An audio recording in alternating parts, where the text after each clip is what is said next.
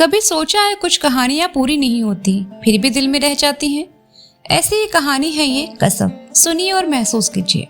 एक अधूरी मगर दिल को छू लेने वाली कहानी कसम, जिसको लिखा है मनोहर श्याम जोशी जी ने।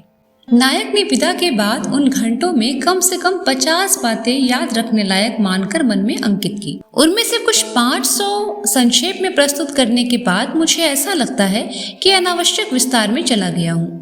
नायक के लिए रही हो, लेकिन हमारे आपके लिए क्या सचमुच ऐसी बातें उल्लेखनीय या स्मरणीय हैं? ये भी सोचना पड़ता है कि जब यही अथवा इनसे मिलती जुलती बातें पहले के साहित्यकार लिख गए हैं, आज के मनोवैज्ञानिक विश्लेषित कर चुके हैं, तो मैं इन्हें दोहरा समझाकर आपका अपना अमूल्य समय नष्ट क्यों करूं? अगर भावनाओं के वैज्ञानिक सूत्र बन गए होते, अगर भावनाओं का जैव रसायन स्पष्ट हो चुका होता, या अगर आप और मैं मन से मान चुके होते कि प्रेम को वही जानता है जो समझ गया है कि प्रेम को समझा ही नहीं जा सकता, तो मुझे ये सब झंझट नहीं करना होता। सचमुच 2.5 आखर से काम चल जाता। संप्रति मैं ब्योर में जाने को पाती हूँ, ब्योरे को ही भावना मानने के लिए अभिशप्त हूँ। यही कहकर आपसे अनुग्रह की याचना कर सकता हूँ कि नायक अपने अनुभव को इसलिए अद्वितीय मानता है क्योंकि वह एक मानवीय इकाई है और हर मानवीय इकाई अद्वितीय है। चाहे अनगिनत प्रेम कहानियां लिखी जा चुकी हों, इस नायक विशेष की प्रेम कहानी नहीं लिखी गई। तो अगले दिन सुबह उठने से लेकर रात सोने तक डीडी ने 125 बातें और 25 दृश्य अपने मन में अंकित किए हैं। बातों को छोड़ ही दें, प्रेमी जिन्हें दर्ज करते हैं उन बातों के संदर्भ में यही प्रतिक्रिया होती है कि ये भला कोई बात है। अब देखिए ना, नायक ने एक बात यह नोट की कि नायिका ने उस दिन जो पोशाक पहनी, दोनों का रंग गुलाबी था और गुलाबी नायक का चहीता रंग है। ये एक संयोग भी तो हो सकता है, या कि बाद में दुराग्रह में ये सोचने की क्या जरूरत है कि ये महज संयोग है, या कि गुड़िया से बीबी ने ये जाना है कि गुलाबी डीडी दाचियों का प्रिय रंग है और इसीलिए वो गुलाबी पोशाक पहने हैं।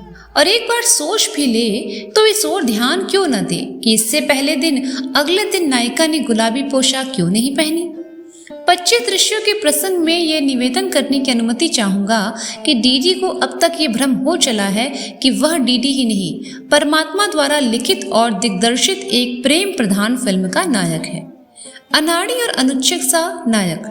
ये समझते हुए परमात्मा ने नायिका की भूमिका में जिन सिम्मस को उतारा है कि शायद इसी से प्रेरित होकर नायक बढ़िया अभिनय कर सके। परमात्मा की इस फिल्म की शूटिंग में रीटेक नहीं होता।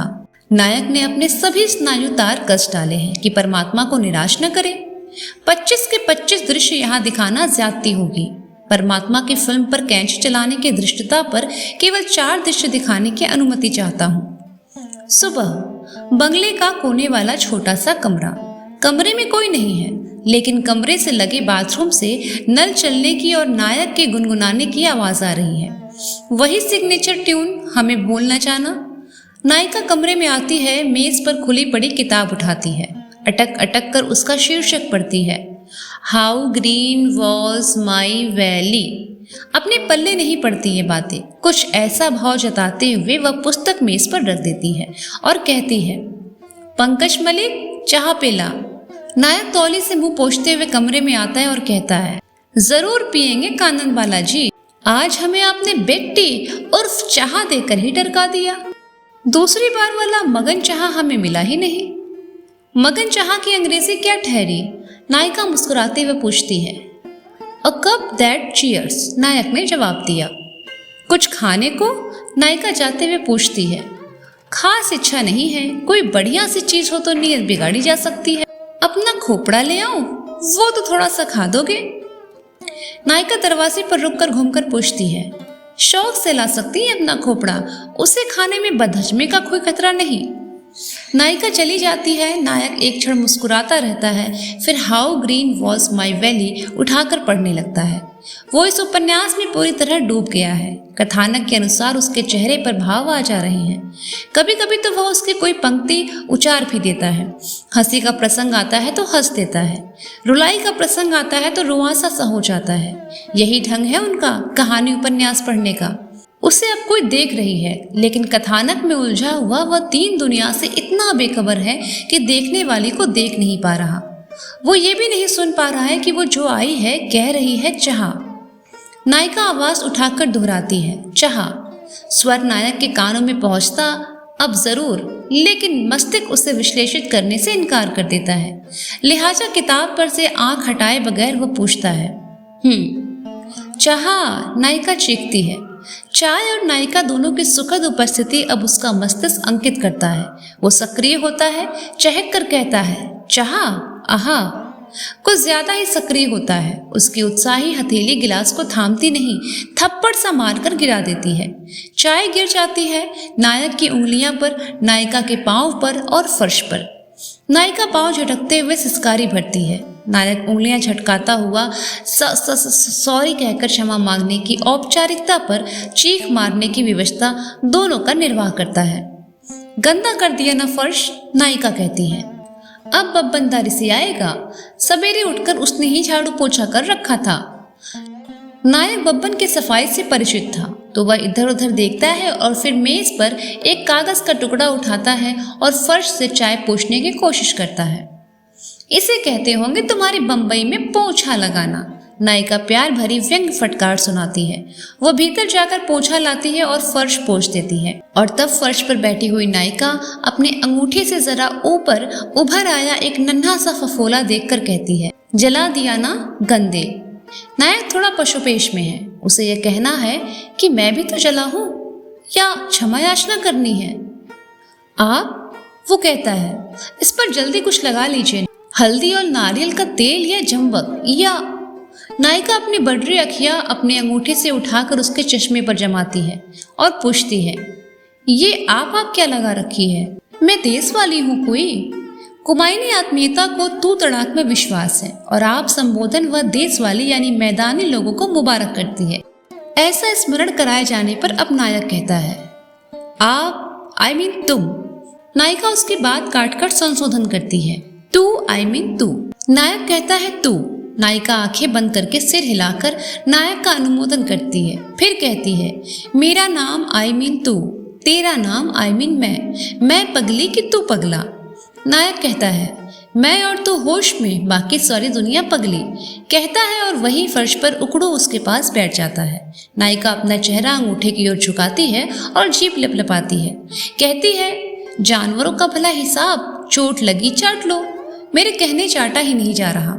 फिर वह नायक की ओर नजर उठाती है और पूछती है, चाट देगा तू? नायक तय नहीं कर पाता कि बात शुद्ध मजाक में कही गई है कि थोड़ी गंभीरता भी है उसमें। प्यार सतत परीक्षा का एक क्रम है, ऐसा मानते हुए नायक नजदीक आकर अपना सिर उसके पांव पर झुकाता है और दृष्टि फफोले पर जमा देता है। वो मानो उस पर ही नहीं, अपने पर भी ये प्रकट नहीं होने देना चाहता कि फफोला देखने झुका है या चाटने। उसने अपने बदन का भार दोनों हथेलियों पर डालकर सिर पीछे की ओर कर लिया है, मानो फफोले वाला क्षेत्र नायक के लिए निर्बाध छोड़ देना चाहती हो। नायक का चेहरा झुका हुआ है, बगैर उसे पूरी तरह उठाए अब वह नायिका को देखने की कोशिश करता है।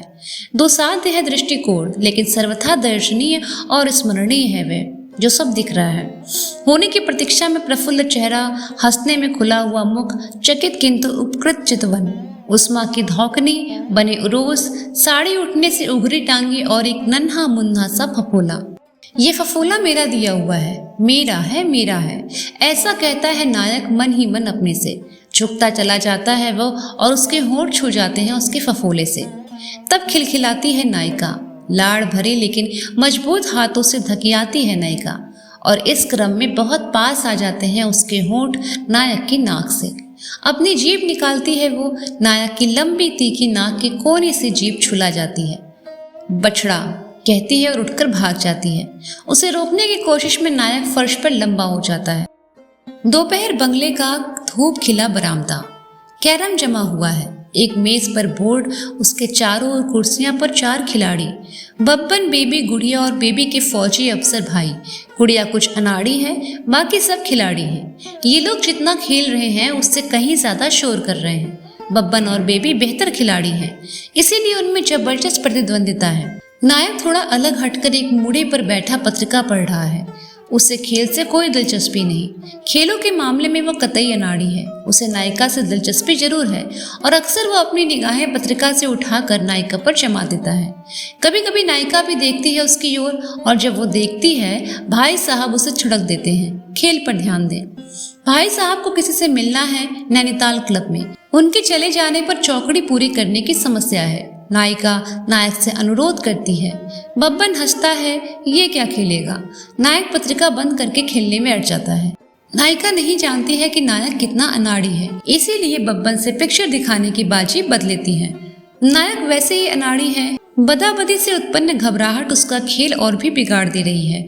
और सवा सत्यानाश यह है कि उसके पांव पर एक पांव पूरी ताकत से जमा हुआ है। ये पांव वह झुक कर देख चुका है, नायिका का है जो उसने अनजाने में उस पर रख दिया है। बब्बन बराबर तराई वाली बोली में नायक के खेल पर टीका टिप्पणी करके काम और बिगाड़ रहा है। अब बाजी चरमोत्कर्ष पर पहुंचा जाती है। बब्बन वगैरह की 2 और नायिका वगैरह की 1 गोटी बची है। क्वीन भी ले जानी है। नायिका क्वीन ले लेती है पर कवर नहीं कर पाती। इसके बाद गुड़िया की बारी आती है। वह बब्बन के निर्देशन में क्वीन ले लेती है, कवर भी कर लेती है, अंतिम गोट नहीं डाल पाती, लेकिन वह अब ऐसी जगह है कि बारी आने पर बब्बन आसानी से डाल लेगा। नायक के लिए अंतिम गोट ऐसी फंसी है कि रिबाउंड में भी डल सकनी मुश्किल है। नायिका नायक के लिए स्ट्राइकर जमा रही है, उसे बता रही है कि रिबाउंड लेने के लिए निशाना कहाँ पर साधे। और बब्बन कहता है, अरे किस मरे को समझा रही है ईगल, रिबाउंड की तो भूल ही जाना बहिना। दूसरे जो अनाड़ी हुए हैं ना, उनका स्ट्राइकर रिबाउंड लेने में अपनी तरफ की पॉकेट में जावे है। डीडी मेरा यार वो अनाड़ी है कि रिबाउंड लेने में सामने की पॉकेट में डाल देवेगा स्ट्राइकर। नायक अब इस बाजी से संन्यास लेना चाहता है। वह स्ट्राइकर को बेबी के बताए स्थान से हटा देता है और लगभग निर्देश उसे अपनी गोटी की तरफ दाग देता है और गोटी यहाँ वहाँ टकरा कर बाईं ओर की पॉकेट में चली जाती है। बब्बन माथा पीटता है, बेबी ताली बजाती है। बब्बन कहता है, वाह भैया फ्लूक मास्टर। बेबी कहती है, मिलाओ हाथ पार्टनर। बेबी अपना हाथ नटखट अंदाज से आगे बढ़ाती है। नायक जानता है कि इसमें या तो पहले एक एक उंगली छूकर झटके से हथेली में हथेली ले ली जाती है या दूसरे की हथेली को अधर में छोड़ दिया जाता है।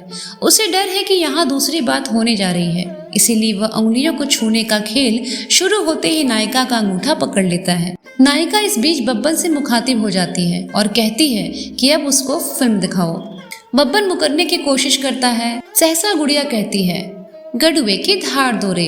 वो गाती है काज गीत की एक पंक्ति, हम नहीं कंपे बिटिया हमारी, ये तो कंपे है कोस की डारी रे।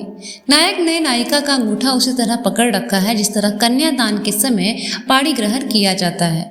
पिता कुश यानी कुशा लेकर संकल्प उठाता है और घर की औरतें गड़ुए से पानी भरती हैं। गुड़िया हंसती है, बब्बन हंसता है। नायक झेपता है लेकिन अंगूठा नहीं छोड़ता। नायिका मुस्कुराती है और अंगूठा छुड़ाने की कोई कोशिश नहीं करती। क्षण ठिठका रह जाता है। फिर नायिका एक बार नीचे बोर्ड की ओर देखती है, एक बार नायक की ओर, मुस्कुराती हुई गुड़िया की ओर दृष्टि घुमाती है, उसे जबान दिखाती है, उठती है, अंगूठा छूट जाता है उसका। उल्टी हथेली से मुंह ढांप लेती है, दूसरी हथेली पीछे की ओर पसार देती है और भाग जाती है। नायक देखता है कि वो पीछे की ओर पसरी कदौली, हवा में लहराते खुले बाल, अलस डोलते दम, छीने गुलाबी ब्लाउज से झांकता कंधे की रीढ़ हड्डी का तिकोना और ब्रा का स्ट्रिप। नायक जानता है कि ये सब धीमी गति में अंकित किए जाने के लिए है ताकि मन के पर्दे पर इस दृश्य में नायिका जमीन से कूदती सी हवा में तैरती सी नजर आए। नायक ये भी जानता है कि दृश्य तभी पूरा होगा जब उस पर पसरी हुई गदोली की और एक विह्वल गदोली बढ़ाने वह स्वयं भी हवा में तिर रहा होगा। तिरूंगा, वो अपने से कहता है।